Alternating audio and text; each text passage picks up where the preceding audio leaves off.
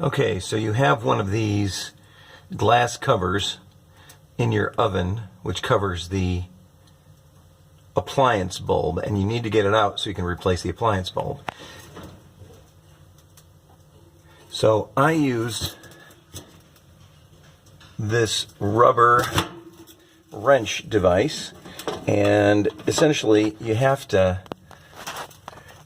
adjust the size of it so that you can fit it on the unit itself, like that.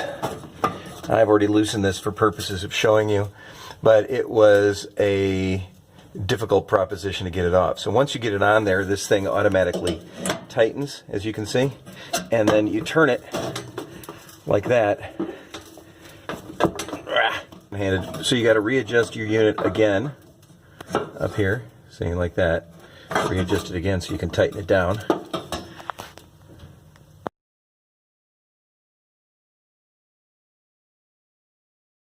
Okay, so then you should be able to take this guy and you should be able to put it back in by hand, which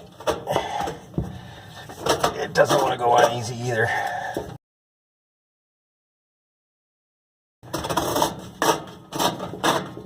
And there you go.